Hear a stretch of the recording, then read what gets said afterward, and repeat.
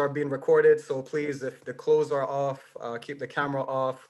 We know how these things go already when it comes with Zoom. Yes, I did say that, Wida. I've seen 2 naked people throughout this past school year. I don't need to see anymore. I've seen my share, all right? So please remember, these are recorded. So again, if this is your first time here, this is like a virtual town hall meeting that we have with our various CTE programs within automotive and transportation. We also include aviation. I saw Steve Jackson, principal of the famous aviation, just enter the room as well. Welcome, Steve. We also deal with Maritime as well. So I know that this commission is very big on the automotive side of the industry, but we also do have maritime and aviation and logistics as well. Today, we are going to be talking about labor market information, and hopefully it's not too much of an edu-speak, DOE legalese type language today. We need to continuously examine labor market information to make sure that our CTE programs are properly preparing our kids. We want to stay up to date with industry trends. And if you notice, we don't actually have a formal panel today. And I specifically did that because I feel like a lot of times when there are panels, I feel like a lot of people who attend these meetings, they just intentionally become very silent. And I don't want that. I want to hear from everybody. I want to hear from the various school staff members. I want to hear from our various industry partners, our college partners. So this is going to be an open discussion today in the theme dealing with labor market information. Keith Kerman is not going to be with us today because unfortunately he had a death in the family. So we're going to have our interim chairperson, Eric Richardson from DCAS, stand in his place today. But we do have Frank Anicaro, as always, from MTA, and our very own Jessica Kemper, the boss lady herself. She's going to be assisting with the presentation. As a reminder, if you need presentation slides, resources, past meeting notes, anything of the sort, we have a public Google Drive. It is found at bit.ly.com/CTE industry engagement. I'm also going to be dropping this and various other links in the chat box as well. Make sure that you introduce yourself, all right? So this is not a soliloquy. This is not a monologue. This is not just me talking, but I really try to put these meetings together so that we can create these connections and collaborations and partnerships between our classrooms, between our schools and our industry partners. So if I'm saying anything and I'm boring you to death and you see somebody else interesting in the meeting you want to talk to, by all means, talk to them. That's fine with me. And as you may notice, particularly to our CTE schools, we've been having what we call sector-based learning communities, right? The SBLCs, one of many more acronyms to remember, right? We've been having these sector-based learning communities between commission meetings. But for some reason, I've noticed that the school staff from our automotive and transportation schools, they're not as interested in those meetings. So sometimes the best thing I can do is just to stay out of your way, right? Because I know how stressed you are. I know how overwhelmed you've been. I know how busy you guys have been. So I try to limit the amount of different meetings and requirements that we try to put forth, all right? So last time I had a sector-based learning meeting, it was only me and Gerard D'Ambrosio or me and Ijaz, and we talked about fishing or something. I know a lot of people are busy doing other stuff, so I try to just stay out your way, all right? But yeah, again, this is the last meeting that we're having for the school year, and I just want to commend our principals and assistant principals, work-based learning coordinators, CTE teachers, and everybody in between. Just thank you so much for persevering and trying to do your best in educating our kids. This has been a very, very tough school year, especially for our trades, because let's face it, how in the world are you supposed to authentically teach automotive technology or airframe and power plant maintenance or logistics or vessel operations? How are we supposed to teach these kind of things remotely? So we definitely understand the tremendous impact COVID has had on our industries and on our specific CTE programs with this commission. All right, so again, just thank you everybody for joining us. And without further ado, I'm going to turn it over to Eric Richardson from Department of Citywide Administrative Services. Take it away, Eric. Hey, thanks, Gav. For those of you who don't know me, my name is Eric Richardson. I'm the Deputy Chief Fleet Management Officer for the City of New York. I wanted to recognize, and I apologize if I miss anybody, but I know Brent Taylor, John Ells, and Tamika Johnson from Fleet are on this call. I recognize that Paris from Parks, as well as Eric Dorsey and Kathy Walcott from DOT are with us.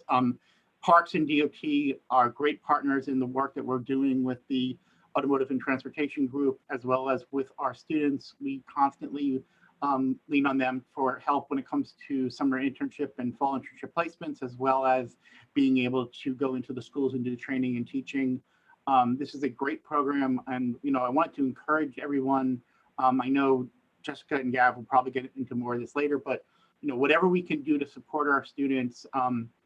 As Gav mentioned, it's been a very difficult year and change.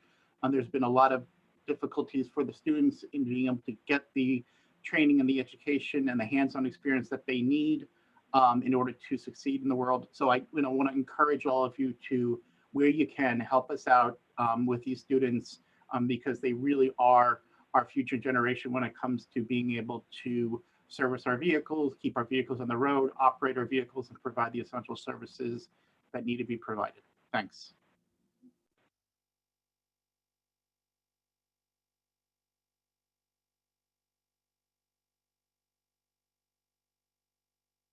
Thank you for that, Eric. Do we have Frank from Metropolitan Transit Authority with us? Frank, are you there? Yes, I'm here. Can you hear me, Gav? I hear you perfectly. Okay. So good afternoon, industry partners, staff, faculty, everybody. I want to just piggyback on what you said earlier. I commend all of the educators who really were very nimble during this pandemic and had a on the fly shift and be able to just continue to educate these young folks and keep them engaged. And it's not easy. So, I'm sure we lost some, but it's not much that we could pick up on. So I commend you all. So yeah, I mean, just an update from the MTA. We were on pause for a while. A lot of our programs are on pause, and we certainly had our apprenticeship program, which the CTE was a major part of, was kind of just held in abeyance, right? But luckily now we're reopening. Our apprentices, our first group, phase one, they took the civil service test. They did well. They're going to be made provisional bus maintainers the end of May, and they're well on their way. So it was a success story, right? We're going to start hiring again. MTA is opening up again. There's a lot of positions are put on hold. So, everyone, please be on the lookout, mta.info for positions. There's going to be a lot of notice of examinations going out there throughout the summer and throughout the rest of the year. And I really encourage a lot of the students to, start applying, looking at the cleaner helper, maintenance, maintainer positions. That's the best path right now for them all to come into our organization, and it's a 1 year progression right up to bus maintainer. So it's a good way. And just to encourage the educators, we've had two cohorts, we call them, of students, of apprentices, many coming from the CTE classes, and very good. We need to continue to focus on what we're focusing on and current technology. Also, something that's important is the soft skills for the students. We're noticing that, we need to do maybe a little better job with the soft skills in the students. And that's something we've adapted our program to for when they come into. Something that encouraging them to also, go out there and try to get their CDLs, or at least their CDL permits before they come in. It'll just shorten the process. And then finally, I think all of our partners, private, government, whatever it is on this conference will agree with me. We need to start beginning the curriculums yesterday for zero emissions, because as you can see, as things are reopening now, the world's reopening, but the new norms are there. And one of the new norms with the new administration is a focus on zero emission. And that's going to hit this entire industry like a ton of bricks if it hasn't already. So I just, challenge everybody to get ready yesterday for this, because we certainly have begun at the MTA. But Gav, did I know? Thank you. Thanks for having me. I'm excited to listen to the rest of the presentation. All right, excellent. Thank you as always, Frank. All right, so as I stated earlier, we're going to do a labor market presentation, and after we are finished with the presentation, really hoping that the teachers and industry partners, college partners on this call would weigh in. We want to hear from you what you think about this data. We want to get your reactions. We want to know what you agree with, what you disagree with.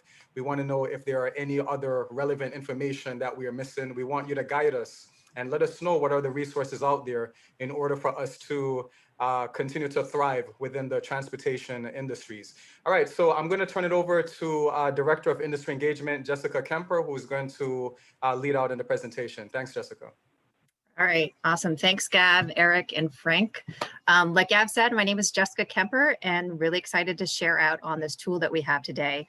So we're going to dig into labor market data. This is a topic that we do once a year for our commission meetings. And I have to say, my personal opinion, that it's always one of our more interesting meetings. But of course, this year, it's even more interesting because of the impact that COVID has had on all of the industries that we support with our CTE programs.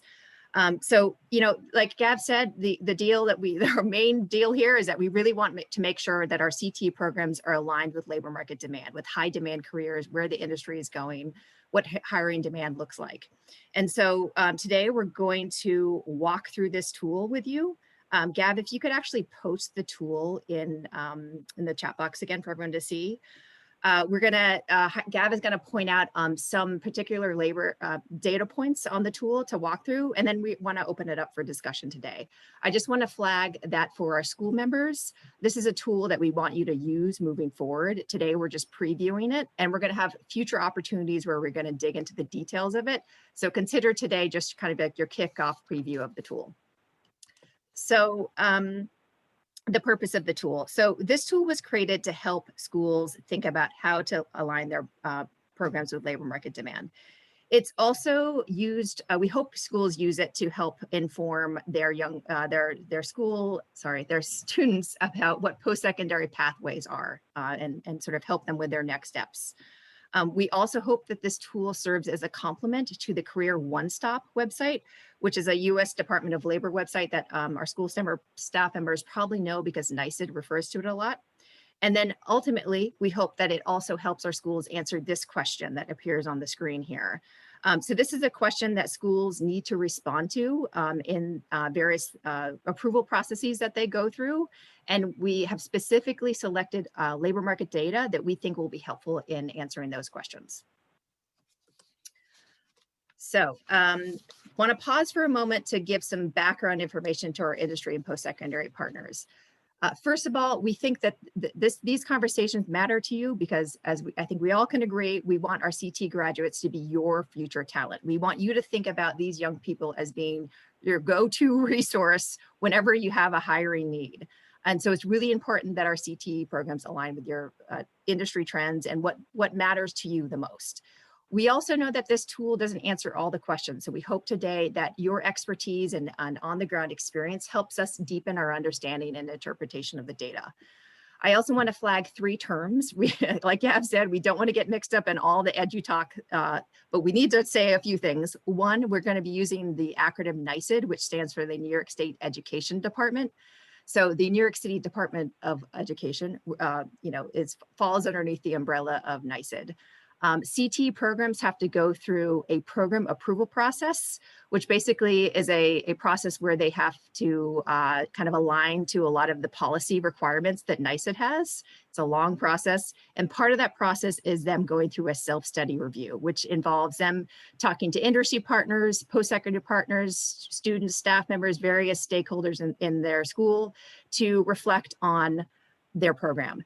Both the program approval and the self-study reviews involve them engaging with labor market data, which is again why we created this tool to meet those needs. So a quick preview on what's included, and Gab will get into more specifics of this.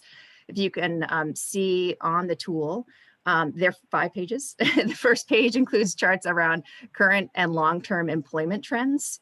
The second page is kind of a deep dive into who is working in this field currently. The third page has charts that refer to employer priorities based on sort of demand, what they're looking for. Page 4 is a reflection guide for our schools to help kind of think about the charts and connect that to their core program components. And then the page 5 is for just resources and places where the data was pulled from. So where does this data come from? Our partners at LMIS have helped develop this tool. So if Jackie Kelly could go off camera and unmute herself for a moment, I just want to introduce herself because she will be here to answer any technical questions we have. Jackie, are you there? I'm here. Hi, Jessica. And hi, everyone. Jacqueline Kelly, Director of LMIS from the CUNY Graduate Center. Thank you so much for having me. And I'm really looking forward to hearing your observations and perspective about this data. Okay, so just go back one slide, Gav. Just want to say that the data comes from the Bureau of Labor, the New York State Department of Labor, the U.S. Census, and Burning Glass. And I also want to let you know that the reason why we've selected this data is because we think these data points in some ways help you decide what kind of program improvements you could make. We hope that a lot of this data is a complement to what you can find on Career One Stop. We've specifically included information that's New York City specific to this labor market. And we've also sourced feedback from many of our stakeholders. We had a teacher focus group. We asked our colleagues on the CT Central team. We asked our industry partners and post-secondary partners about what labor market data they think is meaningful. So that helped us inform our final version here. I also want to be really upfront with the limitations of this tool. Obviously, not every CTE track is addressed in this tool. It is a very useful tool for an overview of the field, but it does not give you a drill down into the specific pathways within automotive and transportation. Also, the data is not evergreen and obviously will continue to be impacted as COVID, hopefully we get out of COVID, and we don't know really what lies ahead exactly, but we hope that in particular chart 2, which has the long-term projections on it, we hope to replace that chart when that data is available for this current year and how COVID has impacted it. And also the tool shows us the trends, but not behind the trends. So we hope that our conversations today with our industry post-secondary partners and school members help us think about that context. I also just want to, again, point out 2 other sources of labor market information that you could go to. I've said Career One Stop a few times now. If you're not familiar with that, it's a great website to help complement this tool. And of course, you can go to the New York State Department of Labor and the Bureau of Statistics for more information. For our school members, I want to take a moment. I'm going to link this in the chat right now. I want to, in regard to that question that was included on a prior slide, we do have some tips and suggestions on how to respond to that question. We know that NYCD has prioritized giving a really strong response to that and engaging with labor market data. So this is just some tips that you can think about when responding to that question. And in the link that I put in the chat, it has a kind of template response. We hope you don't copy and paste that, but we do want to show that as a benchmark for what a really strong answer to those questions could be. And then lastly, I just want to take a moment to point out this chart on page 4. And again, school members will spend more time at future trainings digging into the specifics of this. But this chart shows the 6 core components of any CTE program. Our school members will recognize this because it shows up a lot in NYCD documents. And what we tried to do here was connect the dots between the charts on the tool and how they can help inform the way that you engage with those 6 core components. So with that, I'll hand it back to you, Gav.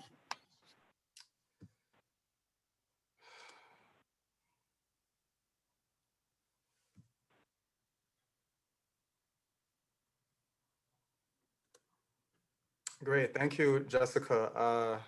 Sorry, it's kind of difficult to share the screen and respond to some of these messages. But if you look at the CTE labor market tool, which is in the chat box, you're going to see several different graphs. So I really wanted to hear both from our schools and our college partners and industry partners about what they think about this data. For chart number 1, what you have here is the types of organizations that are doing the most entry-level hiring within the automotive and transportation sectors. Now, of course, obviously, we're going to have most of our kids, most of our graduates working within the transportation industry, but it may come as a surprise to many of you that there are other sectors that actually hire folks that have this automotive background or transportation background. There are a number of jobs in retail, trade, manufacturing, healthcare, real estate, finance and insurance, and other sectors as well. So oftentimes when we think about what are we preparing our kids for? Sometimes we have a very narrow mind of the sectors that are available out there. Sometimes we think about dealerships, and sometimes we think about the local mom and pop shops, but there are other sectors outside of the traditional transportation sector as well that are hiring. I wanted us to take a look at chart 3 within the tool as well. So this pie graph shows the years of experience of people being hired within the automotive and transportation fields. And what we did was we specifically looked at the 6-month period between October of last year up until March of this year. And as you can see, the preponderance of hiring are actually going towards the candidates who have 2 or less years of experience. So really, we can truthfully say that this is a job market for those folks who are not as experienced. So 69% of all of the different candidates out there that have gotten hired within that 6-month period, they have 0 to 2 years experience. When you look at chart 4, it is a representation of the median wages within the automotive and transportation fields. This is something that I really wanted to hear from our guests as well. If you feel as if these numbers, do you feel like these numbers reflect what you see in the industry? Are they high? Are they low? Are they accurate? But for entry level, we expect folks to make around $31,000, and for the most experienced, $40,000 per year. For chart 5, we see that the most commonly held educational credential for the automotive and transportation sectors are, of course, the high school diploma. And I know we say this over and over and over, that we are preaching to the choir. But in this world that we live in, where we constantly hear this narrative about college and college and college all the time, we see that in the 21st century, the data continues to show that the high school diploma is still the most common credential that is held within this sector. So not having a master's or a doctorate or even a bachelor's is not going to be a barrier for our kids who are trying to get into these different occupations. For chart 6, what we did was we pulled the gender and ethnicity distributions for 3 occupations of CTE focus within New York City. These are the 3 main different sectors that this commission covers: automotive service technicians, aircraft mechanics, and of course our folks at Harbor that study to become captains or mates or do water vessels or vessel operations and so forth. What I was surprised to see is the ethnic breakdown for the automotive service and the aircraft mechanics. We can see that there's actually a lot of Hispanic representation there. If you look at the gender breakdown, I think it's no surprise to us that this is an industry that is very much overwhelmed by men. And that being said, actually, I dropped in the folder for our meeting notes today. There is a scholarship available from our partners at Women's Transportation Seminar. So if you have any girls within your aviation, transportation, automotive programs, and you want to distribute that scholarship information to them, feel free to do that. That'll be in the meeting notes after this meeting is finished. Next up, this is the minimum education level sought in automotive and transportation sectors for entry-level workers. And again, we see that the vast majority of workers have the high school or traditionally known as the vocational training. We see that there's one doctoral degree there. I think that's talking about Mike Porcelli. I see him driving to the meeting. I think that data is reflecting you, Mike. For chart 8, we have the in-demand transferable skills. So for this particular chart, we're not talking about the hands-on skills here. We're not talking about doing the diagnostics or the engine repair or things of that sort. We're talking about the soft skills or the more employability skills, the more transferable skills that are not as technical. And I think, again, once again, it comes as no surprise to me personally. I don't know what others have to say on this call, but Microsoft Office overwhelmingly was the attribute, the skill set that many employers are looking for. And I also wanted to know, some of you may have noticed this for some of our partners on this call. Maybe you attend other commission meetings, but this Microsoft Office requirement, it came up for other commissions as well. It came up for the business and finance. It's come up for graphics. It's come up for IT. It's come up for other sectors as well. So we can truthfully and rightfully say that we should continue to teach Microsoft Office. And by the way, I've been doing Microsoft Office now since I was a little kid. And it's only recently that I come to realize there are such a ton of different features available in Excel, especially that they just blow my mind that I didn't know that they were available before. And I'm a grown person that's been in this field for years now. And there's certain new tasks I've been doing over the past couple of weeks. And my mind is just blown about how powerful a tool Microsoft Office is. So I don't think you can ever put too much emphasis on it. There are way more things you can do beyond the regular data entry and the regular typing of essays. There are way more powerful, advanced coding tools, advanced formulas available there. Communication skills as well. Frank alluded to this earlier, that no matter what sector you're trying to get into, we still need to teach our kids communication skills. You have to be very, very specific, very concrete in what you want to ask or what you want to say. I think a lot of us adults need to learn this as well. I've gotten so many emails over the past school year where I can't make heads or tails what the person is trying to say. And I think this is another skill that we have to try to nail it down as much as possible, right? In this age of Twitter and Instagram and Facebook, so many people just type however the words or letters come to their mind, and what they're saying may not necessarily make a lot of sense. So try to nail down that habit of being very clear and precise in what you're trying to say. When I was a teacher, I used to absolutely hate when I would ask my kids a question and they would say, oh yeah, they did it. Oh, the reason for that is because they want to do something. I'm like, who are they? What something are you talking about? What is it you're referring to? So it would be very, very frustrating, but you just have to keep drilling it into our kids that be very clear, precise, what you're saying, what you're asking, what you're typing in your emails, right?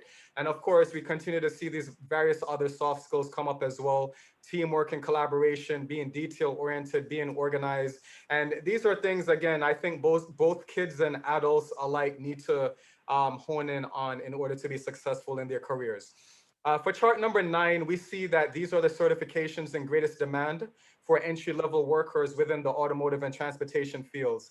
And again, what I wanted to point out is not only do we see driver license consistently at the top when it comes to what's the most in-demand credential for this sector, it's the same story for some other sectors as well.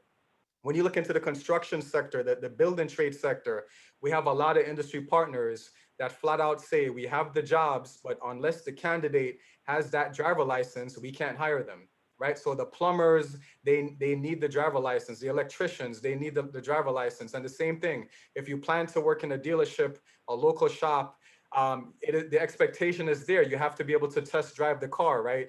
And again, a lot of kids, they continue to think, well, I live in New York City, I don't have a car, therefore I don't need a driver license. And that's just the mentality that we have to try to get rid of. It's a very necessary credential. But I do find it interesting, though, that there are a lot of car folks that we do see a shift where there's trying to be a reduction, especially in New York City, when it comes to the amount of cars that come in and out of Manhattan. But at the same time, the majority of employers want driver licenses, right? So this is one of those examples where we see that industry is saying one thing and the government is saying something else, right? So that's an interesting topic to get into. For CDL, of course, the vast majority of our kids aren't necessarily eligible to get the CDL or the commercial driver license. I know that Kathy and Eric and Frank and a lot of our partners have been trying to encourage us to push our young people to get CDL licenses. But again, if you plan to go into the driving careers, right, the truck driving careers, the bus driving careers, these are necessary credentials to have. OSHA forklift certification is there on the survey, probably not as relevant for this group of folks, but it's just something to be mindful of. I do know that Urban Assembly for Global Commerce, that I don't know if any of our partners from there are on this call, but definitely for our folks who are going into warehousing, transportation, those kinds of different subsectors, that the forklift certification is definitely a good thing to have. What we do see here next underneath is the Automotive Service Excellence certification. So I think when you're doing the self-study reports, and I'm talking to our school people now, when you're doing your self-study reports and when you're trying to justify why you're using that particular credential for your CTE program, here is the data right here. Uh, Driver license is not a state recognized credential, and we're not offering commercial driver licenses, but we definitely are offering automotive service excellence certifications in all of our automotive programs. All right, so that is just a gist of the different graphs and tools that you have at your disposal. Again, hopefully this gives some insight into the industry for our CTE teachers who are running our various automotive programs. Now, with all of that being said, I want to hear back from everyone. I see that we have close to 60 people here. We have a pretty good turnout. This is a rather small portfolio, but we tend to have such a good turnout. And what I wanted to hear from everyone, I'm going to stop sharing my screen. I wanted to hear from everyone, what do you guys think about the data? Is there anything that stands out? What do you agree with? What do you disagree with? Please feel free to raise your hand, and I'm going to recognize James. James, go for it. So how are you guys doing? Jim Rogan, SUNY Maritime College. And again, we're looking more specifically at the maritime education and training aspect of this. I know Aaron Singh's on. He's from the Harbor School, so he's getting ready and training that K through 12 group for the career in the maritime industry. So one of the things that you look at for the career in the maritime industry is not many people actually like to go out and go to sea. It takes a special person not to get seasick all the time. So that's one thing that's not even part of the credentialing thing. But what I will say is there are so many different levels of, and we'll just call it a license for the maritime field. And it's based solely upon the route and size of vessel that it's really difficult for young people to break into that industry at first, because the industry is so diverse and is so spread all over the place. And then on top of everything else, you have the added lift from the U.S. Coast Guard credentials, all their requirements. So all those micro credentials, all those extra courses, those courses are quite expensive. So that's just my little spiel for the time being. All right, thank you for that, James. Good insight. All right, anyone else? Is there anything that stood out with the data? Anything that can validate what your own experience and observations have been? Anything that you disagree with? Yeah, if I could jump in, just in terms of the market data, the numbers seem pretty close to what we see for Department of Labor. One of the inaccuracies that you might want to point out to folks when you're talking about transportation careers is the fact that they're not breaking down the rate of pay in terms of salary by qualification or level, right? So for example, if 50% of your workforce is in an entry-level field, that's drastically skewing the number of what a seasoned technician makes by quite a lot, right? $41,000 a year is not a living wage in New York State, right? Most of the technicians that we have that are out here in New York, in the New York metropolitan region, have to be above that, just to survive, right? So I think there's some inaccuracies. I think you have to look at that number.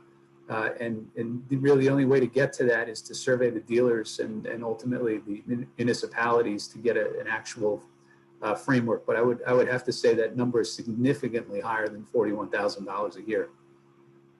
Right, thank you for that, Dave. And I think I would agree with you. I mean, if you've ever seen John's house from Toyota, this guy's house is bigger than some dealerships we have in New York City. So I'm pretty sure that those numbers don't accurately reflect his salary. John Rulin. Good to see you, John. Hey, Gav. I just wanted to say that I agree with almost all of it. Last week or the week before, we had Wendy Williams and Jessica Buchanan from the MTA doing a workshop with the students about applying for the mechanic's position. And you're right, no one has a driver's license. I had a plumbing supply store call me and they wanted to hire some of my plumbing students. No one had driver's license. And I think that's the biggest thing right now. So what we're doing is starting actually this Saturday through my driver's ed program. I have my teacher doing driver's ed permit classes.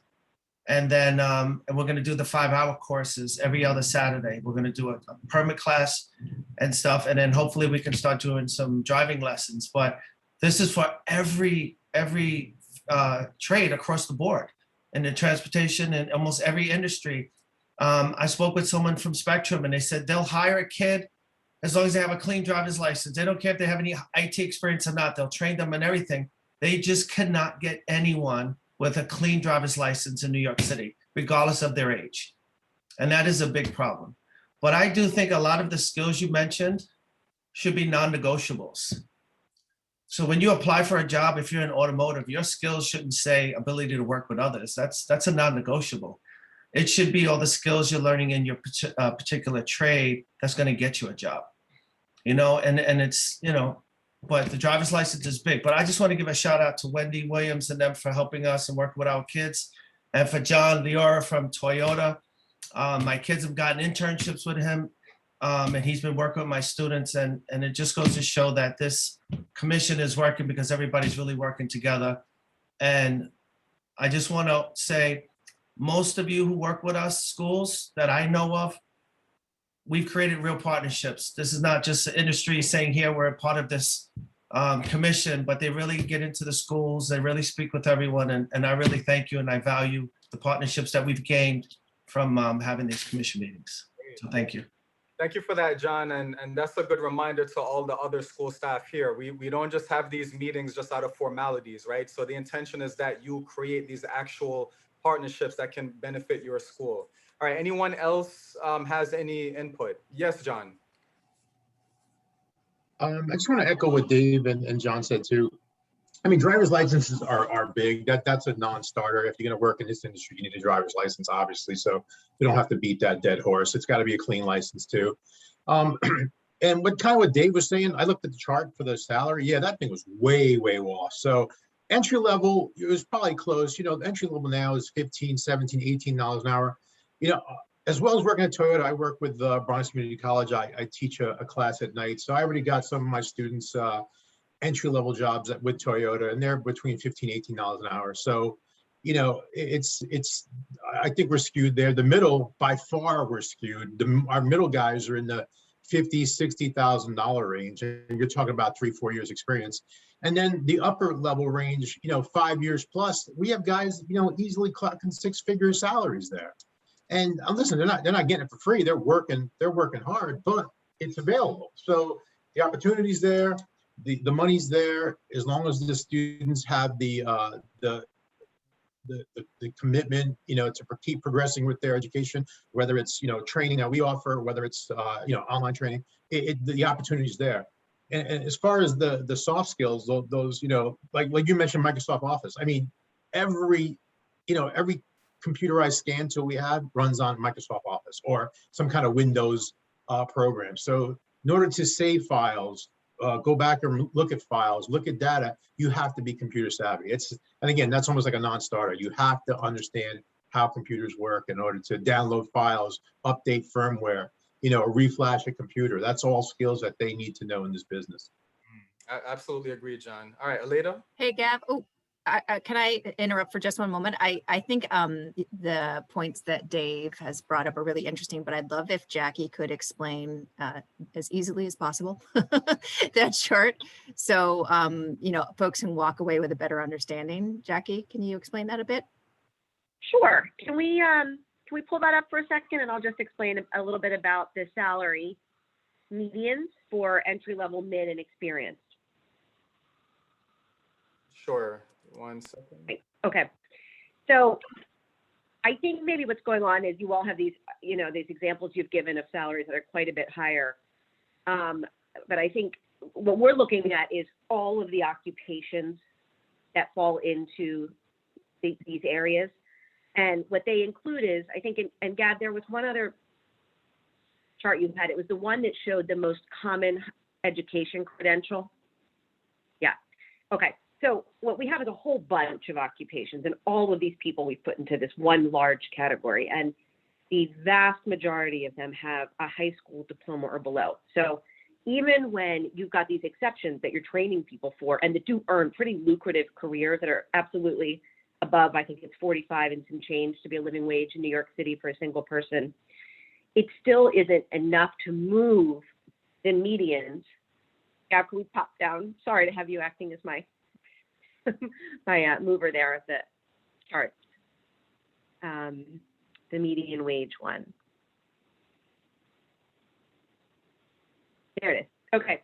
So even though you guys are doing this training where you're really helping people use this field as an opportunity to make a living wage, or even, I think, significantly more than a living wage, it doesn't move these thousands and thousands and thousands, hundreds of thousands of people in the field overall enough, even though some of them are. They're not, it's the median of the experience to still around 40, because there's people above that, and they're probably significantly above it, but it's a huge field.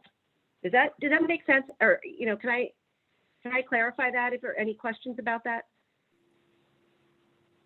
No, I just point out one thing though, and that was kind of my point in the chat, was that this is tricky, right? We run into this all the time with Perkins funding, right, at the colleges, and you guys too at the secondary level. If you're below the median household income in a given range on the new local needs assessment, you will not get Perkins funding for transportation programs, right? So your local needs assessment has to reflect a number that's higher. How do you do that? You have to extrapolate within transportation the different fields, right? So if automotive and transportation go in as one thing at 41,000, they have to be extrapolated out to show, all right, dealership technicians make this, independent or franchise technicians might make this, so that there's not a red flag raised. We just went through something similar, through using BLS numbers, at the college, and that's a new standard for Perkins, is this, they call it a local area needs assessment. So it'll be something that comes up if it hasn't already for you guys. But, I think I would extrapolate it and try to get it by as much individual market as you can. The other problem is, right, how do we sell that to a parent? Right? If we're telling a student that they're going to make $41,000 a year, I think we need to have a broader story about what the possibilities are. So that's the only thing that makes me a little bit nervous about seeing that number, from an education perspective, and knowing that this field has a tremendous need for people, and the demand is just going higher, which is driving the upper scale in terms of what the rate of pay that a top technician can make through the roof. Now, in some cases, we can't hire instructors at the college because we can't afford them. So that tells a little bit of a different story. So that would just be a suggestion, and I know it's kind of unsolicited advice, but my suggestion would be is see what you can do to play with those numbers to get the numbers up. I think I'll just say, Dave, I totally agree. Is that when Jessica was saying what sort of some of the shortcomings of this tool are, is that we had to make the hard decision about whether to look at individual occupations or look at the whole sort of SOC code. That was a little LMI for Dave, who I think is familiar with it, cluster. And we went that cluster route just because of budget constraints and, what we were able to do with resources that were available. But absolutely, I agree with you, is that if we looked at it at the occupation level, you'd see a lot of significant variability in that medians for entry level, mid, and experienced. Absolutely. Yeah. We just ran into a very similar problem with the marine industry on Long Island, because if you look at BLS statistics for the marine industry in New York, they show that it's a zero growth industry. Like there's going to be no new jobs in the next 10 years. However, if you go to a local marina out on Long Island, you can't get a boat slip because boat sales have tripled during the pandemic. So, some of those things, are things that trip me up at the college all the time too, probably the same way that you do, right? Because we're looking at these numbers that are provided to us by a government service, and a lot of times they're just off. Yeah, completely. Because if you look at the marine industry and you look at offshore wind, and everybody's been talking about offshore wind up and down the eastern seaboard. Well, you can't get offshore without going on some sort of marine transportation, whether it be the tug and barge coming out, whether it be the crewing vessels that will service these wind turbines, and the installation vessels. So for them to say that there is no growth in the marine industry, frankly, it's wrong, because it's been recategorized to the offshore wind industry. Just to add on to that, just see if you take a look at the demographic data behind the maritime industry in New York, if you saw that number, 93%, white. And I think that's one of the goals that New York City Public School has created, a maritime school, to create a diversity for these jobs in New York. It's not a very diverse community, as we all know. So I think that's one of the benefits to support programs like that. Okay. All right, thanks for that, Aaron. And again, guys, if anyone has anything to say, just try to just do this in an orderly fashion. All right. Make sure that you raise your hand first. Aleda, I saw that you were waiting patiently. Go ahead. Okay, and one of the things I also wanted to add to, along with the salary, I think we have to also take into account what we call at the MTA total compensation. So not just looking at a bare bones salary. Again, it's definitely that salary, at least from the recruiter from the MTA, seemed very low. And now I'm glad that it was explained how it was, but also the fact that these are not quote jobs, these are careers. And the fact that at the MTA, at least 40 to 50% of someone's salary, you have to add on top of that all our benefits. And the types of jobs that we have in the transportation trades are very benefits rich. And that is a selling point that needs to be made to when you're talking to parents as well. You know, when you want to say is, and they're going to have a 401k, and they're going to have paid vacation and sick and personal day and all the other stuff, and all the credentials you're going to get. Whereas if because at the very beginning, other types of jobs, you know, the mom and pop type of job, which is fine when you're in school, but it's not going to get you much further, you know, in a career growth. So I think somehow to, and again, I'm not the expert in this, is showing career, that there's a career, not a job, and there's career progression as well. And one of the things too is, what are the skill sets that are needed also for our, as the MTA is aging out, we also need kids who are going to be ready to be our next leaders. So I didn't see anything about supervisory skills, leadership skills that, yes, you're entry level, but you are going to be our future leaders. And how does your best, it's not necessarily true that your best technician is your best foreman. So how do we get there? Is something that is a strategic long-term initiative that needs to be started we need to start planting the seeds at a very early age. So is there a particular certification that you guys look for in terms of supervisory skills, or is it just more of an experience factor? I think we have Jennifer Buchanan, Wendy Williams, we have Lita from the MTA, and they could sort of say, but it is, you are taking an exam to become a supervisor, and then it's resume based. So there is no specific, and I'm not aware of any specific certification. However, we could definitely take a look at what can we do, whether it's classes, whether it's maybe an internship to get them ready. I think will be wonderful. Great. All right, Tanisha, I always love seeing you in my meetings, and I'm not trying to date. I'm not trying to date her in terms of not like in a relationship, but I mean, I'm trying not to say what her age is. But Tanisha was one of my former counselors when I was a kid in high school. Welcome, Tanisha, to our automotive meeting.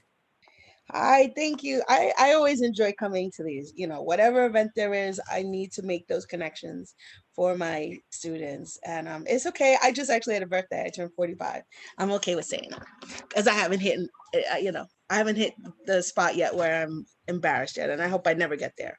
But the question that I have and the issue that I always have is bridging the divide between giving the kids the information and then getting them to the place where they can get these things. I feel that low income students of color have a harder time bridging the gap. If they don't get into automotive, if they don't get into harbor school, then they're kind of like left in the wind. So like, we'll have our students, register for, for DCAS and get that newsletter, but then it's like, okay, now I have the newsletter, but I can't, I don't qualify for any of these things, or I don't know, what to do next, or, they're not looking at me. I don't have those connections. I feel like, low income students of color are lost in that. And actually, my school is a urban assembly school of design and construction. And I feel like those kids, it's a good and bad, because those kids, a lot of times their parents might work in construction, but we know it's not the unionized construction. A lot of times their parents are the parents who are standing out there early in the morning to get to get work for the day. And so they're like, come with me and, you know, we'll link you in and we'll get you into that. And that's not where we want them to be, because we know that they're going to stay making below minimum wage. So I want to know, how do we bridge the gap into the MTA? Like, I feel like the MTA and city jobs are so hard for our students. If they don't already have a family member who's working in those things, then they're kind of left out, and they fall behind. Okay, that's a great point, Tanisha. Kathy, I see that you have your hand raised. Hi, greetings. I want to speak to that because I am concerned, because the time I was interviewing interns that we had, we were struggling getting them on board because they didn't have a driver's license. So we had to continuously wait and wait. We interviewed them, but then we had to wait and wait, and then they just never showed up. Like, he ended up having to do something else. I think it's important for them to have the credentials, like the minimum credentials to become an auto service worker, like a driver's license. That's a required.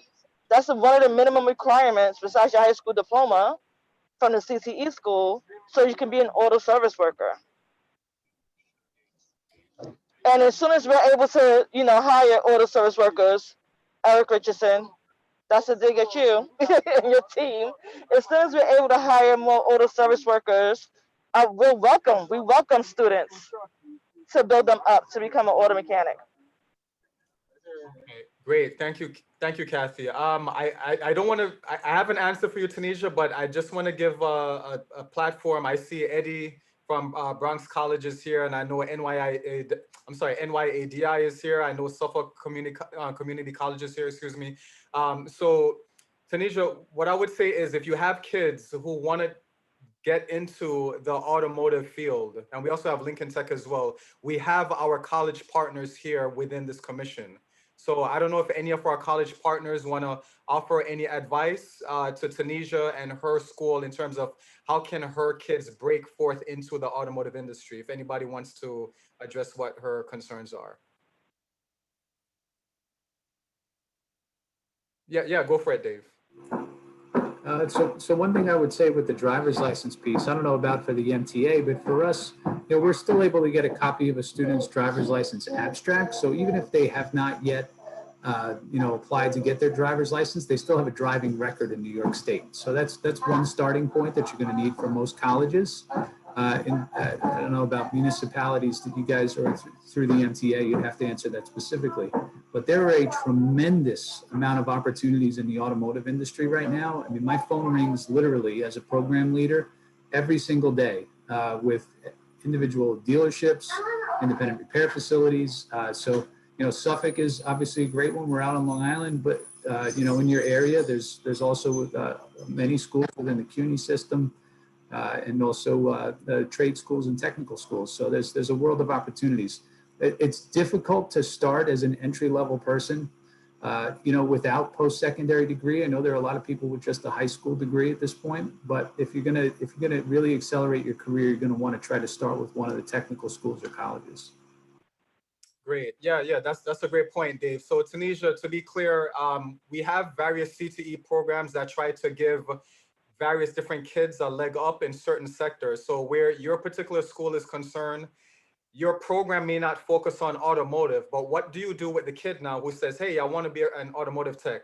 We have various colleges who are members of this commission. So what you can do is connect with either Lincoln Tech or Suffolk or CUNY Bronx College or NYADI. These are the various colleges where if the student has no background whatsoever in automotive technology, you can have them apply to get into one of these colleges. Then they can then build up their skills to become eligible for positions with DCAS or MTA or other automotive fields. So we may not be able to prepare them at the high school level for your particular CTE program, but we can definitely have that post-secondary connection there, if that makes sense. And I would say the same logic goes for the maritime careers. We have SUNY Maritime on board. If the young person is interested in that field, have them apply to that college by the time they are seniors. So hopefully that addresses that particular sector. I saw somebody else's hand up. Did somebody else have their hand up? Okay, they put their hands on. All right, our next question that I wanted to just bring forth to the group I don't know how many of you have been following the news, but Washington State, they are proposing to ban the sale of gas cars within the next 10 years. Now, I'm very curious to know, what do you all think about this? I was proven wrong because I was in a conversation with somebody where I said to someone, I don't think that's going to happen anytime soon. And literally 1 month after I made that statement, it comes out. Where do you guys see the industry heading? Do you think New York City is next? Do you think that we need to scrap all of our programs that are doing skills as it relates to the internal combustion engine? And should we now focus entirely on electric cars? I know that our folks at GNIDA, up until last year, they were saying that electric car sales represented maybe about 1 or 2% of all sales, but it seems like we have a dramatic shift going on. So what do you guys think about where the industry is heading in terms of the gas cars and them being banned in Washington State? What do you guys think? So Gab, it's Eric Richardson. I can actually chime in a little bit here on that very topic. Yep. One, as many of you know, there is a city executive order that requires all of our city fleet vehicles to go electric by 2040. The mayor announced, I believe it was either last week or the week before, I lose track of time nowadays, but he announced that all school buses that operate in New York City will be all electric by 2035. And for those of you who may not know this, the state Senate and state assembly in New York State recently passed a resolution that by 2035, the state of New York will not sell any non-electric vehicles. The governor has not yet signed that legislation. However, it is expected that he will sign that legislation. So I think the market for electric vehicles is going to skyrocket quickly. And I certainly think, Gav, that, well, I would not say stop doing training on the current types of vehicles that we have. I think you need to think about what the future is going to look like in 5 or 10 years and what percentage of training should be dedicated to electric vehicles, which compared to the internal combustion engine. And then I know John and Brent are on this call. I don't know if they have anything further to say on that topic.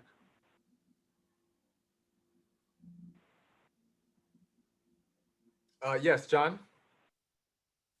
I know there's a big push for electric vehicles. You hear several countries, several states have talked about banning, internal combustion engines and regular, greenhouse gas emitting vehicles. And, from a Toyota manufacturing, Toyota standpoint, our company, just to give you a snapshot of the industry, last year, electric vehicles composed sales of 2%, and out of those 2%, 79% of those were Teslas. So from the Toyota standpoint, from what our President Akio Toyoda had said, and Japan had said something similar, and he went before the government and said, that's all well and great, but there's still not an electrical infrastructure that's going to be able to charge all these vehicles, number one. Number two, the precious metals it takes to create a lot of these electric vehicles, still there's a lot of barriers to safely and humanely gathering those materials to create all these batteries and what we need for battery electric vehicles. Now, saying that, Toyota, obviously we invented the hybrid vehicle and we're a proponent of the hybrid vehicle, and that's the main push for our fleet. Around 40 to 50% of our fleet will be full hybrid by 2035, which is literally right around the corner. And Toyota is investing in battery electric vehicles. We have 3 that we're announcing that'll be out next year.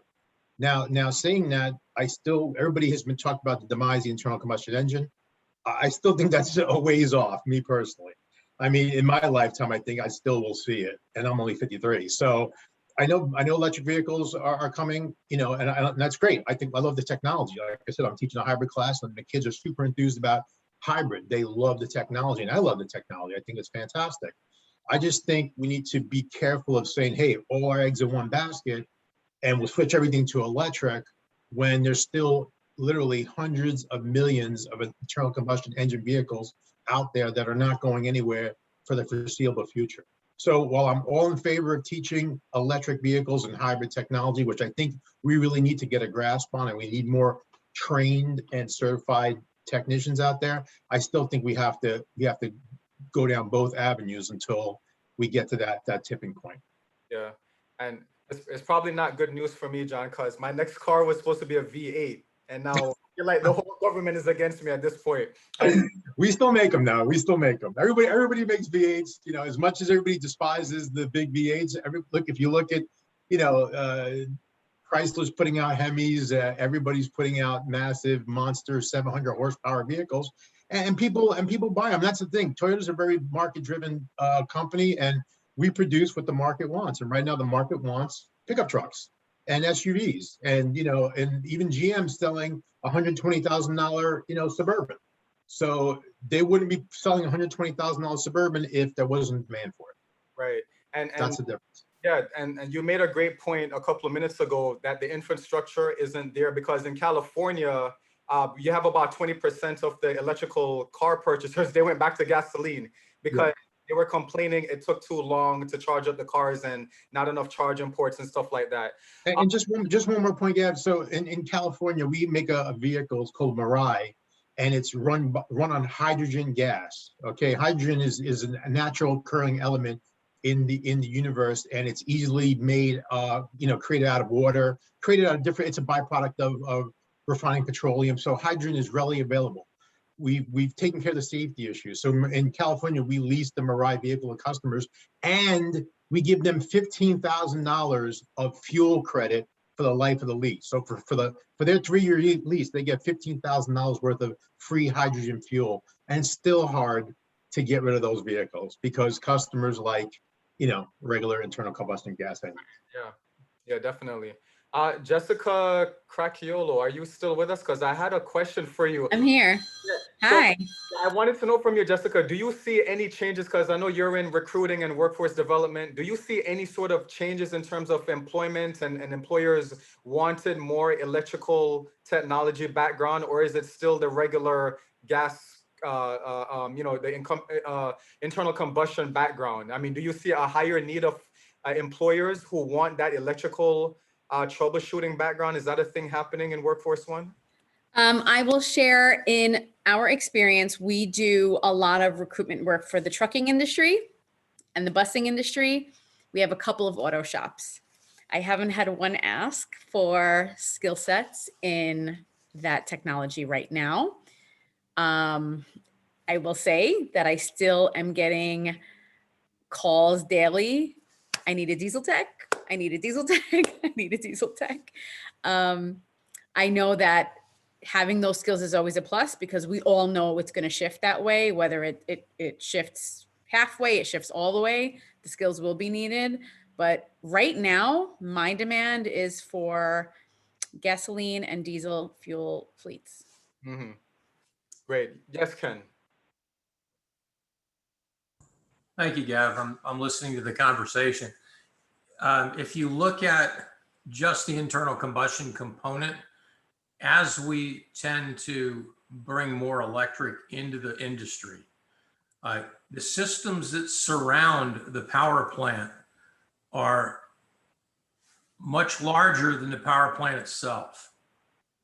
So if you look at a modern automobile or a modern truck, and if you look at all of the other systems, the braking systems, the climate control systems, the electrical systems, electrical technology, the bus systems, and so on and so forth, that needs to stay embedded. And we can add the electrification of the vehicle component into what we teach. But all those other systems are just becoming more and more complex. They still exist. So that you have to watch how far we go. And if you do the math, if you look at how many vehicles are on the road currently, and if you stopped ICE production, which is internal combustion today, and you shifted all of your production to nothing but electric, if you graph that out, that is a fairly long timeline until you start getting the balance point going the other way. And they all need service. Does that make sense? Absolutely. So, you know, making a quick shift is not an appropriate answer because you're leaving a whole industry looking for people. Hopefully that makes sense to everybody. Yep, good points, Ken. Mike Porcelli, did you have your hand up? Yes, I did. I finally got home to my desk. Can you hear me? Yep, we hear you. Yeah, I agree with what Ken just said. There's still going to be plenty of combustion vehicles on the road, and we still have all the other systems to maintain. We won't have transmissions anymore, and we won't have engines, but we still have everything else. The future is going to belong to electric drive and diesel. So we still need to train people on diesel. The highest paid jobs I see right now out there are for diesel technicians, and nobody can find them. Yeah. I have a railroad behind me. Their diesel tech left to go get a much higher paying job, and they were already paying them over $100,000. But getting back to the issue about the labor statistics and the salaries, I've said for years we need to separate ourselves from all the other forms of transportation. Yeah. Technicians need our own category. We are electromechanical technicians, and we can work on anything from a toaster to a wind turbine to a train, a plane, anything. Anything that has mechanical and electrical controls, we work on. We need our own category. When is the education system going to wake up and say that we belong in a separate category? They don't put doctors in the same category as the orderly in the hospital, do they? But what we do, we got the guy sorting bananas in a warehouse in with us, you know? Yeah. We're the doctors of this industry. We're not the guys that sweep the floor. Yeah. Although I still sweep the floor. You're preaching to the choir, Mike, and unfortunately, it's the state that decided to group us in with these other non-automotive sectors, and it's the same thing with the labor market report as well. The vast majority of those job titles have nothing to do with automotive tech, and we're aware of that. You're preaching to the choir, but I thank you for reiterating that with other folks here on the call. That's definitely something that needs to be shifted. I 1000% endorse what you just said. Next question. Okay, I wanted to just move the discussion along though. I wanted to know from our industry partners, what are some of the changes that you're seeing in your industry? What are some of the changes that our young people need to adjust to? And I mean, beyond the obvious, we already know wear the mask, we know social distance, but are there any other pertinent changes that you think our young people who are preparing to become auto techs or entering into the maritime industry or entering into transit or entering into aviation, are there any particular changes happening that you think our schools need to be aware of so that we can properly guide them and prepare them? Yes, James. You're muted, James. I'm just going to say the world is becoming less and less local and more global. One of the things that we see in the maritime industry is the influx of international regulations. It's also something that we're seeing in the offshore wind industry, where the Global Wind Organization is coming in and setting their standards for the US market. So even though we're concerned with what's in the US market, it is becoming more of a global world, and we are being further affected by what other nations are doing as well. Excellent point. Anyone else? Any particular changes you've observed in your industry, your sector, your workplace that you think our schools need to be shifting towards?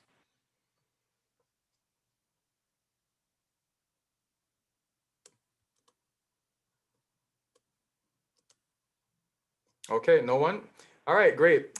All right, so what I'm gonna do is I'm gonna drop these links in the chat box once more, and I have a few announcements that I wanted to get to. I'm gonna share my screen again, just give me a few seconds here. Okay.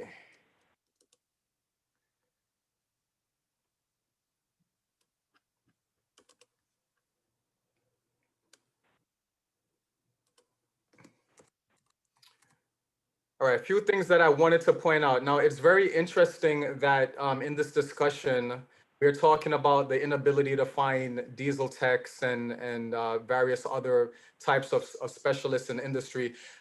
Is the same thing that we're going through with our CTE high schools as well. So I just want to put this out there that we do have at least one or two CTE programs for sure that are hiring for CTE automotive teachers. So if there's any interest of any of our partners or anybody in your network that wants to make that transition over into working for the Department of Education, please have them fill out a Teach account. I'm going to drop that link into the chat box once more. It's a very lengthy process. It takes a lot of commitment, but you can just direct them to that link, have them fill out the various questions that come up, and you can also have them send their resume to me, because our commission is in a particular situation right now where we do have some folks who are going to hit retirement age soon, and you know who you are on this call. And a lot of people, you know, once they put in their time, you know, that's it. The next generation needs to take over. So we are looking for CTE automotive teachers. So please share that link with them and get in touch with me as well. I can walk them through a lot of the process. I also wanted to give some time to Dave as well. Dave, you had an announcement that you wanted to share. I can allow you to share your screen as well if you need to do that. Oh, sure, that'd be great. Okay, let me just make you co-host for a second, and yeah, you can go ahead. Okay, hang on 1 second here. I didn't have it pulled up, so it's gonna take. Yeah, no problem. And by the way, just let me know, guys, if you have any other announcements as well. All right, so this is the perfect place to share any sort of relevant information, events, or other resources for the group. Okay, can everybody see that? Yes. Okay, so sort of in the spirit of the conversation today, I mentioned earlier, there's a tremendous need, you know, throughout the New York region for automotive technicians, specifically in new car dealerships. So we're working with the New York State Auto Dealers Association to have an event on May 20th that we will be highlighting these careers along with the DMV Commissioner of the state of New York and dealership leadership from across the state. So I will go ahead and put the link to this event in the chat, but I would invite anyone that has an influence on young people in terms of going into the automotive career to join this great event to hear about the possibilities that are out there for your young people. And thanks for giving me the opportunity to share with you today. Yeah, thanks, Dave. And when is this happening? It is Thursday, May 20th at 3 o'clock in the afternoon. So hopefully right after your school day, you can get a quick 45-minute webinar in and you know, hear a little bit about what's out there in the world of the automotive dealership for the young people. Great. All right, wonderful. And I'll make sure that I email this out to the group as well. Thank you. Thank you so much. All right. All right, so I had a question. So for those of you who are asking, do we still have the SVA program, the Success Via Apprenticeship Program? That's the program that trains our high school kids to become future CTE teachers. Yes, we definitely do have that program. Unfortunately, we just don't have the young people to go into becoming an automotive educator. So the program is there, but the kids are going into other sectors. So that's the situation that we're in. Kathy, I see that you have your hand up. Kathy, are you still there? Yes, I'm still here. I had sent a message to you in the chat. Are the students allowed to do in-person internships yet? In-person internships, that's a good question. Jessica, do we have any guidance on that? Are we doing in-person internships for the summer? Yeah, so there are certain industries that will be doing in-person internships. So Kathy, we can get that info to you if you want to hear more about that. Yeah, Kathy, Keith sent out an email. I believe Eric was on the distribution, but I'll forward it along that we got some good news about that from. Oh, that's great, because we look forward to having them again. Cool. Wonderful. Okay, thank you. Great, great. Okay, Gamiz, are you there? Joseph. Yes, hi, I'm here. So, Joseph Gamez, Assistant Chief of Maintenance Training for Department of Buses, New York City Transit. So I have 3 points. One was a question. Yes. I think it was about 2 years ago, we had a few teachers stand up and say that they were challenged by the fact that the schools, while they had CTE, while they were at CTE schools, they were challenged with the fact that they couldn't necessarily focus on their craft the way they wanted to, and in some instances they were using the teachers to as substitutes and things like that. So has anything been done, especially in light of all this labor market information, to, I don't know, put a little more emphasis and focus on developing these skills? That was one question. Secondly, having had 2 apprentice programs that we pretty much almost finishing up the second one, they were really challenged at the beginning. We put together some pre-tests for many of the courses, and they really weren't doing well. It was really concerning. We actually started with an 18-month program, and we extended it just because we felt they would need a lot more time to develop themselves. But I asked for and got their transcripts from their high schools, and so I saw that they had internships and they were getting full credit for a semester of internship. So I went down and questioned some of the students, and it concerned me that they were getting a pass and full credit for half a year of automotive skill when the students were saying that they were at an internship and they were working in an office at a school bus company, working in an office filing and doing administrative type work. And in another case, they were at a dealership and they weren't really allowed to work on vehicles. So they were kind of helping the guy who was changing the oil. And so, they're getting 2 semesters worth at least of this type of work. So my recommendation would be to ensure that if companies providing an internship, that they're really allowing kids to have maybe essential tasks that are developing their skills. And for the CDL, we were having a hard time getting, we had candidates who would apply, pay $50, $60, $70 for their application. And then when they showed up, they said, okay, where's your CDL permit? Because we had allowed them to come in at least with a permit, and they wouldn't have it. And they would say, okay, I'll come back. And they never came back. So we had them put some data together, and it turns out there was a significant number of them who would not come back after being told they needed to bring that CDL. So whatever the concern is, maybe they didn't want to take another day off, or they just thought that a CDL permit was more than it really is. One of the things that we did, we started to allow them to come in. And once they came in and were processed on the first day of orientation, we said, okay, now you need to go get your CDL permit. And then we worked them through. And, if what you need is a skilled person to do the maintenance work, it might be worth the investment to create some type of incentive, some type of program where you kind of help them get their CDL and maybe, cause them, make it a reimbursable type thing, or I don't know, but, different ideas you can come up with to get the people in to do the work. And at the same time, help them get a CDL. That's it for me. Yeah. Thanks, Joe. You bring up a number of concerns and issues we've been dealing with for many, many years. And Jessica, I see that you have your hand up. I'm going to turn it over to you after a bit. And this is my old Jessica Craculo. So my last 3 bosses, they're all Jessicas. I have a Jessica Kemper, a Jessica Craculo, and another Jessica. So I have 3 bosses named Jessica.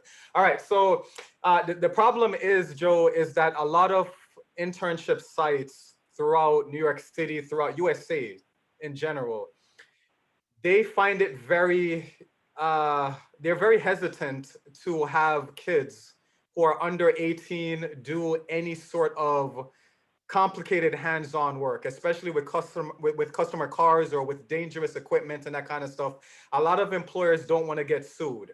Now, it's kind of funny when it comes to insurance because while here in the Department of Education, we are very big on internships and putting our kids to work, ultimately, it's up to that particular employer who's hosting the kid to determine whether or not they want to have the kids do XYZ in their shop. And 9 times out of 10, what ends up happening is that site supervisor errs on the side of caution, and they rather the kid do paperwork, job shadowing, oil changing, cleaning up the shop. It's very risky when you have them working on customer vehicles and doing things that are more hazardous. Because what's going to end up happening is that you're going to have a legal battle between the employer and DOE. DOE is not going to say, oh, yeah, a kid is injured. Sure, we'll pay the funds. That's not how DOE lawyers work. They're going to do everything they can to say, hey, you're the person who was overseeing this child. It's your responsibility to pay whatever medical bills. And we get into a whole rabbit hole of complicated legal issues. So that's the reason why many times you see that the internship experiences of our kids, especially the ones who are under 18, it may be relegated to just the job shadowing and doing paperwork and that kind of stuff. And I know, Jessica, me and you, we've dealt with this many years in doing Scholars at Work. I'm going to turn it over to you if there's any additional insight you wanted to share with the group. I actually wanted to share a couple of resources just in hearing for all the members here, but no, I agree with you, Gav. I know Gav and I ran the Scholars at Work program for many years. I know now Chandra is working on industry scholars. We're hearing the same thing, you know, the skeptical piece doesn't necessarily go away. So I agree. I did want to just offer a couple of resources, and Gav will go through you. I'm hearing leadership skills gaps that may exist, and I'm hearing commercial driver's license skills gaps that may exist. The work that the Workforce One through NYC Business Solutions offers does offer training and covering the cost of commercial licenses. So if you do have a need for students who you're seeing getting these jobs that need the CDL, if they have a license first, that is one prerequisite. But the Workforce One offers funding for that completely. So please, Gav, I can send you a flyer if you want to send it out to all of your members here to please take advantage of those services. They're out there throughout all of New York City's 5 boroughs, and the Industrial and Transportation Center that I work at focuses on commercial driving. And then secondary, our office also offers industrial supervisory development skill building. They're a really great partnership we have with City of New York. There is a leadership and supervisory development course that happens twice a year. In fact, we put it on pause for COVID because we didn't know what we were doing, and now it's virtual, and we're launching a cohort that actually starts tonight, but we have a second cohort starting in October that trains supervisory and leadership skills in the industrial trades. It's very different than a manager of an office, right? So those are no-cost courses to students or workers. So Gav, I'll get that flyer out to you to share to your members as well. Yeah, excellent. Thanks, Jess. Eric and then Gerard. Eric, you're muted if you're speaking. Hi, this is Eric Dorstein, a Deputy Commissioner from Department of Transportation. I'm actually a Thomas Edison graduate, and I think the earlier question kind of answered what I was looking for. I don't see, when I graduated at Thomas Edison, I feel that I had a better foundation to move forward in my career as an auto mechanic. And especially you guys touched on the safety issues. I mean, you know, we were taught the little things like, you know, pull the wrench towards you, not away from you, where you can get injured. And I felt like I left high school ready to begin an automotive career. And I'm not seeing the students at that level right now. And I don't know if it's just the culture. I mean, all in all, my overall consensus of the auto mechanic field out there seems to be diminishing as far as, the talent. We can't find good mechanics. And I think it starts at the younger ages, and with the internships, I think it's great. But it's just still, I feel like something changed in the industry, and we're not preparing them as well as we used to. Okay, thanks, Eric. Gerard, I know that you wanted something to say. I wanted to make a statement, and then I wanted to ask a question. I know the gentleman just asked about the quality of the students coming out, and I know Mr. Gammas, he brought that up as well. Things have changed from, like what you said, when you went to high school, when I went to high school. We had a lot more time in the shop. Okay, I'm the first one to say I teach a 3-year sequence And my 10th and 11th grade classes are only 45 minutes. And you can imagine what the pandemic has done with remote learning and trying to teach this. So it's been hard. So I understand what you guys are saying, but I think one of the issues that we deal with is because of time. You know, to get that quality of student, to give them the skills that they need. It's just, we don't have enough time.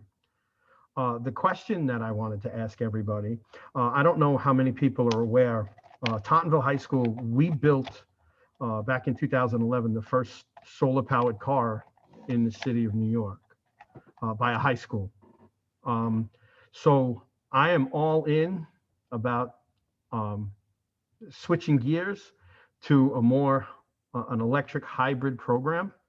So I am asking partners that if you are looking to do something with that, if you're looking for a place, I would be more than interested in showing you my facility, showing you what Tottenville offers, showing what we have at the facility. And, you know, I would love to try to get more involved in that. Hey, Gerard, it's Eric Richardson. I'm from DCAS again. I'll talk to Brent and John Ellis internally. We might be able to, I mean, as you know, we do a lot of loaners to the schools to repair, maintain, and get educated on vehicle types. I'll see what we have in our pending fleet. And if there's something that's electric that we can, Eric, for a while, we'll do so. Sorry to cut you off. I actually have a hybrid that I got from the police department. Okay, And great. I have to admit, I took advantage way back when. I took a training with the police department on the Chevy Bolt. So again, I thought it was a great training, you know, but I would definitely be, you know, interested in trying to get more involved with that. Fabulous. Great. Great. And Eric and DCAS team, if there are any sort of similar trainings that are happening that we can connect our automotive teachers to, you know, whether it's for next school year or beyond, you know, just please let us know, because we want to make sure that, you know, we're not giving outdated instruction to our kids. You got it. John, go ahead. Yeah, speaking of the training, like 2 years ago, we did some training in our New Jersey regional office for high school instructors. I think we went over some, I think 5.7 liter V8 engine. I think we did some hybrid training, and you know, it's something that I wanted to try and offer again this year. Unfortunately, Toyota has us kind of hamstrung a little bit with their policy regarding COVID, that even for our technicians, we're only allowed 4 technicians per training class. So in order to get a group of instructors in the summer for a specialized training class is kind of difficult. So until the regulations or until their rules open up, you know, we're kind of limited. But once it does open up, that's one of the things I wanted to offer the high school instructors, especially, again, the push toward electric or hybrid vehicles. And a lot of the stuff that New York City uses that you're getting as loaners are Toyota vehicles. Toyota hybrid technology is like 70% of the market. So if we bring you in for a 2 or 3 day hybrid class that you can take then and give to your students, you know, that's something that I'd like to offer. Again, assuming that we're going to open up, you know, in the next, I don't know when, couple of months or so. Great. Thanks, John. You're welcome. Yeah, thanks, John. And for any questions about SVA, please contact Samantha Joseph, sjoseph25 at schools. I'm trying to stay in my lane. Y'all know how that goes. Speaking of training, Gordon, are you still with us? Gordon Grange from Snap-on. I feel like this guy's all over the place, and we do have a training coming up that we would love to have you guys involved in. So Gordon, you want to talk about what you got going on? Yeah, thanks, Gab. So June 3rd, PD Day at 9 a.m. at Alfred E. Smith High School. We're going to be hosting training in person. Parking will be provided, and it's going to be hands-on training with lab vehicles. We'll be discussing intelligent diagnostics, shop key, the new tire pressure monitor tool, the TPMS-5, heavy duty diagnostics, so diesel diagnostics, J1939 stuff. So yeah, it should be good. So they'll be at 9 a.m. June 3rd at Alfred E. Smith High School. Gordon, I think most of you have my, yeah. Yeah, Gordon, I was gonna ask, do you have a flyer or anything that I can distribute? Yes? No? I'll make a flyer. Yeah, no problem. I It can doesn't have get to be that. a flyer, but if you can just give me a little Yep, blurb. can you hear me? Yeah, I hear you. Yeah, you don't necessarily need a flyer, but if you just have like a little blurb or something, you can email to me and I can distribute it. Sure, will do. Is this training for our CTE teachers only?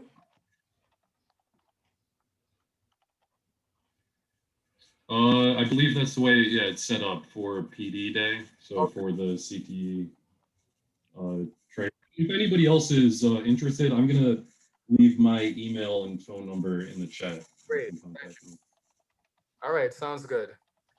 All right, so let me just wrap this up. Let me just share my screen. A few announcements I want to quickly make. All right, so Perkins applications, it's that time of year again. They are due next Friday, May 14th. Please let me know directly if you have any questions, concerns about your Perkins. Of course, your principal, your assistant principal should have received the application already.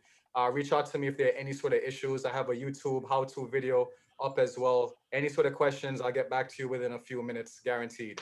Again, we need CTE automotive teachers, anybody in industry, anybody in your network that's looking to become a full-time teacher, please direct them to that link and you can have them email their resume to me as well.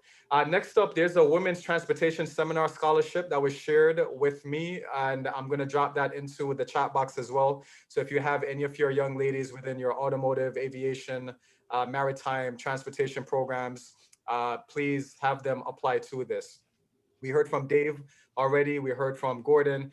Make sure you fill out the attendance link. I'm going to drop that in the chat box one more time. And for those of you who may not be aware, one of our great close industry partners, Tommy Muno, he passed away some weeks ago. Tommy, he never said no to anything you asked him to do. He took a lot of our interns over the years. If you're from Edison or ATEC, which used to be Automotive High School, or from Alfred Smith, he used to take a lot of our kids into his shop and he came to our meetings. And if you needed him to sign off on something, he would sign off. Member of the Bronx College Advisory Automotive Board as well. So he's a very, very good guy. He passed away a couple of months ago. And also wanted to announce, in case you weren't aware, Shakira will be resigning from our department. Tomorrow is her last day. So feel free to send her a shout out in her email. I'm the one taking up the Perkins responsibility. We don't know what's going to happen to her actual role, but where Perkins is concerned, you can reach out to me for that. You look like you're moving out. You leaving in the middle of the night, Trevor? Yeah. But the whole place backed up. Final. Oh, taking the earlier time, you piece of shit. Dude, we'll even not say anything. I wanted, so Gab, Hold on, Helena. Guys, make sure you mute yourself. Make sure you mute yourselves. All right. This is a recording. Yes, Aleda, go ahead. I wanted to sort of share, Gav, you did a really great job organizing earlier this school year when we did an evening, if you remember the evening event, where we had automotive helper and electrical helper on our schedule. And we reached out to the parents. So we did it on one evening. And we had our wonderful Wendy Williams do the presentation and explain what an electrical helper does, what automotive helper does. And we did it in the evening because we wanted to focus on the parents to encourage them to apply for the jobs that we had available. And I wanted to share that with your other industry partners that it was very well attended. I think we had like almost 1,000 people sign up, correct? Yep, that's correct. So I think, just thinking sometimes when things really work well, you want to share it with the industry partners that maybe in the future, having an event where, and talking directly to the parents and explaining to them what the benefits of, you don't have to go to college, you can lead, your child can lead, graduate and do really well. That might be something that we might want to consider. And that's what I'm proposing in the 2021-2022 school year, to do maybe some industry events geared towards the parents. Of course, having the teachers and the guidance council listening about our events, but maybe to have, so they could hear directly, because I'm hearing all this great information. And I know if I was a parent, whose kid was going to go into high school, I would want to know about this information. Just a thought. Yeah, it sounds way easier than it is to implement, because there's just so many different layers to go through in terms of information to be disseminated. I absolutely agree with you though. It's something that many of our schools have been trying to do for some years now. The thing is, where CTE is concerned, and I wanted to make this point clear in case our industry partners and other partners on this call aren't aware. Our kids are still going to regular high schools. And even though this is an automotive commission and we have a construction commission and so forth, the automotive subject is just a fraction of their day. They're not spending the entire day learning how to troubleshoot and repair and maintain cars. It's just a single period, maybe 2 periods a day. So the majority of their time is still doing the regular academic subjects. I don't know if this is registering when I say this, but again, when a kid goes to a CTE school, yes, they are going to be studying whatever their major is, whether it's IT or graphic design or construction or automotive or aviation or so forth. But that's not the only thing they're doing. They have a full schedule of classes, right? So that CTE subject is only 1 or 2 periods for the day. That being said, our department within central office, we are just like a drop in the bucket, right? So we do work with about 130 high schools throughout the city, but there are 1,800 schools throughout New York City. So if you do the math, we are just a very small portion of the magnitude of what DOE is. So oftentimes things that may be priority issues for you and me, it may not necessarily be the case for the rest of central office. So it's an uphill battle to try to get CTE teachers more time to teach shop class. It's an uphill battle to get teachers to be able to do certain things because they're stretched in so many different directions. Where the parents are concerned, we have other folks in schools that are supposed to take the initiative to disseminate information, whether it's a college advisor, the guidance counselor, or some other individual. Some schools are better set up than others. And again, you know, at the central office level, we disseminate information to our schools. And it's the hope that they then share that information with staff, but it doesn't always work out that way. You know, so the best we can do is to say, hey, try to get your parents involved. But really, our CTE department, we don't directly interface with parents. So we now have to rely on the schools, the work-based learning coordinators, the CTE teachers to say, hey, we're doing this event. Can you let your person who deals with parents know about this? And some schools are better at doing that than others. So yeah, it's like a trickle-down thing where some schools are very effective in breaking down those silos and getting information out there. Other schools, not so much. You know, so there's this issue, and it just comes with working in government, right? Where there's a lot of silos. The left hand often doesn't know what the right hand is doing. And it's a big problem that we have throughout many government entities. But I definitely agree, Aleda, that we want to have our parents more involved in these kind of parent-facing activities. We've had a few schools do a parent CTE night or CTE parent night, where their eyes are open to the fact that there's so many other careers, many lucrative, meaningful, rewarding careers beyond just a doctor and a lawyer. You know, so we want to encourage our schools to do most of this type of activities, but sometimes it's just very difficult because the personnel may not be there, or the persons who are supposed to be doing these activities, they may be juggling dozens of other responsibilities outside of CTE. So that's the reason why some of these things are a bit easier said than done. Any other last notes that anyone wants to share? Any announcements, anything? All right, well, that concludes our Automotive and Transportation Commission meeting. Really great seeing you all. I'm gonna just leave the window open in case anybody has any other questions, or you wanna talk to me privately, or you wanna network with somebody else. I'm gonna leave the Zoom window open. Try to make it until the end of June. I know a lot of you are checked out, or you wanna be checked out, but it's just a few weeks to go. All right, the end of June is around the corner. Feel free to reach out to me at any time if I can be of any assistance with anything. And I really appreciate you guys, because without you, there would be no commission. Without you, I would not love my job as much as I do. So I really hope that you see that I'm not trying to be formal. I'm not being fake. I honestly, sincerely love and appreciate every one of you. And you guys know where to find me at all times. Again, thank you for making this be a wonderful, wonderful commission. I absolutely love working with y'all. Have a great rest of the semester.